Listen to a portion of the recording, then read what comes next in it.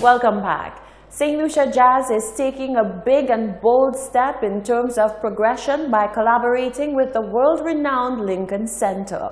Following the official launching of the St. Lucia Jazz in collaboration with Jazz at Lincoln Center, the facilitators are promising an authentic product which will not disappoint. Rochelle Gonzalez reports.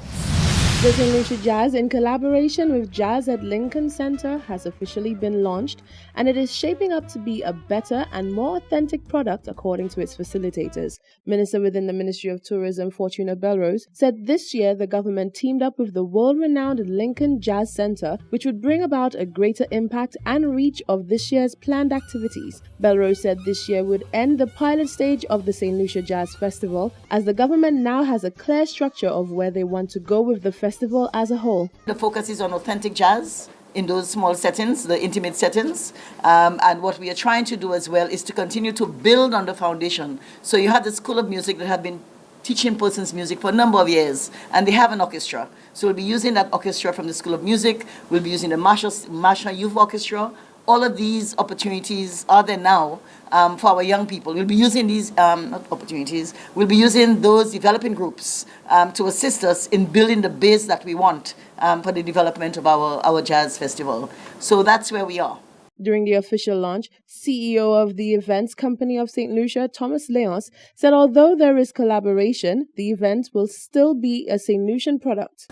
The thinking behind the festival, you see the evolution of the name, was really to focus St. Lucia more, because we had Soleil before, and the Soleil St. Lucia, so I think that was creating a bit of a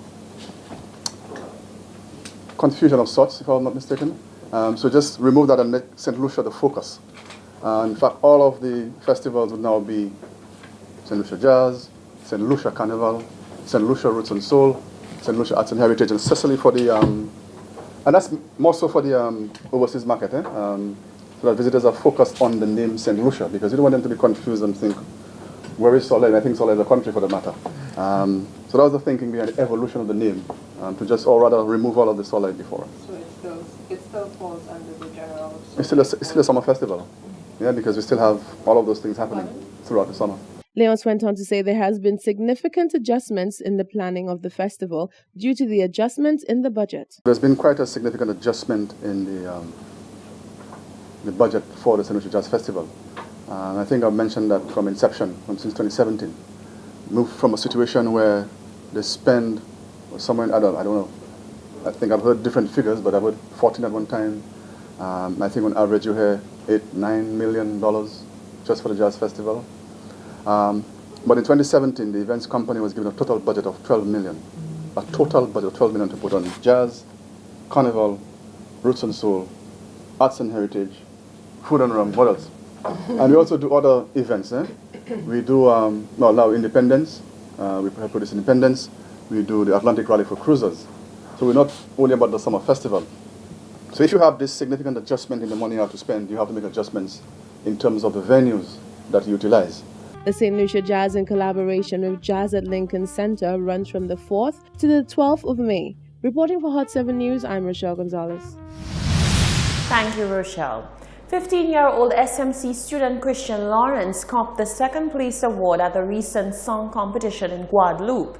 Now back in St. Lucia, he reflects on what he says was a learning experience in a truly fun setting. The experience in Guadeloupe was quite fantastic.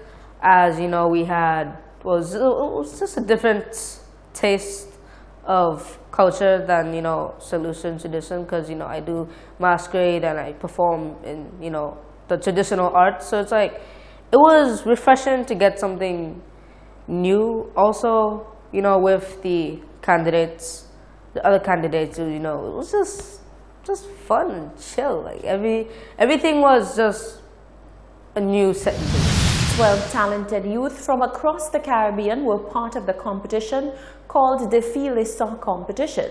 Lawrence says the experience is one he would not trade for anything. To him, coming second was only icing on top of an already delicious cake. Moments before the competition, it was like, me and the other candidates are having a discussion. We're like, we don't care, you know, if we come first, second, third, even if we came last, we'd still be happy because, you know, the experience being there with other people that's in your, you know, like category or, you know, ilk, it was just fun having them around you. It's like they understand music, you understand music. It was like a natural bond between everybody. That was the second place winner in the Défilé song competition in Guadeloupe. His name, Christian Lawrence. The Make It Happen Foundation made a generous donation to a support center aimed at rescuing and protecting women and children from abusive homes. The sum of $15,000 is the amount given to the organization. Rochelle Gonzalez tells us more in this report. The sum of $15,000 has been donated to the Women's Support Center thanks to the charitable works of the Make It Happen Foundation. Raquel Duboulay-Chasnay, who is the wife of Prime Minister Alain Chasnay, is also the founder of the foundation. During a Monday morning check presentation ceremony, Duboulay-Chasnay said since inception, the primary mandate of the foundation is to address matters concerning infrastructural needs in areas where there are gaps in government support. She continued, whilst the foundation does not have the funds to build schools and such, they can step in to provide assistance to churches, nurses, and the likes. Today, however, is about the Women's Support Center, an incredibly worthwhile organization that doesn't necessarily get the support that it requires. Sylvie will give you a little more detail about the center itself, but certainly it's one of those, I think, by its very nature, because it is off the radar, due to the fact that it is a safe haven for domestic violence victims and women who require a safe place of refuge. It tends to not get a lot of the attention that it deserves, and so this is just a very small measure to see that we support what you do.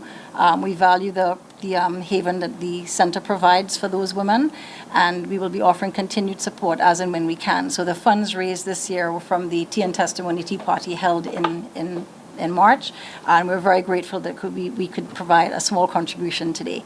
Sylvie Edward, who is the manager and counselor of the Women's Support Center, gave details into the mandate of the center. When those women come to the center for refuge, we provide counseling for them. We take a holistic approach. We also have to provide for all of their needs, because very often when those women run from their homes, they live with nothing. So when they come to the shelter, we have to provide everything for them as well as their children. So the shelter was there from 2001. We do the counseling, we send the kids to school, we find jobs, we find homes, we assist in every way that we can in assisting these women. Even after leaving the shelter, we also provide continued support for them as well, and their children. So if they need anything, any kind of support, because very often, sometimes they would require like a job letter, or they would require a support letter to, for assistance in various areas. We would assist them with those kinds of things. Edward went on to give a heartfelt thank you to Duboulay-Chasnay and the foundation. On behalf of the Women's Support Center and the Division of Gender Relations, I would like to take this opportunity to thank Mrs. Raquel Chasnay, and her team, Make It Happen Foundation, for considering the Women's Support Center as a beneficiary for this fundraising activity. I would also like to say a big thank you to the patrons, for without them, this check would not have been possible. This check could not have arrived at a better time. I can assure you that it will go a long way in ensuring the clients of the center are comfortable and that they receive the best quality of care during their stay at the center. Again, I would like to say thank you, thank you, thank you. Much appreciation. Edward implored victims, regardless of race, sexual orientation, nationality, and gender, to call the free number 202 to seek help when needed. The service, she said, is available 24/7. Reporting for Hot 7 News, I am Rochelle Gonzalez. In observation of World Press Freedom Day and Reading Month, the National Association of Librarians and Information Professionals and the Public Library will be hosting a writing and publishing workshop on Friday, the 3rd of May from 9:30 a.m. to 4:30 p.m. The workshop encapsulates the basic fundamentals of writing and publishing and will be facilitated by locally renowned writers, journalists, authors, poets, and publishers. Topics include, but are not limited to, general principles of writing, the art of journalism, the basic principles of publishing, to name a few.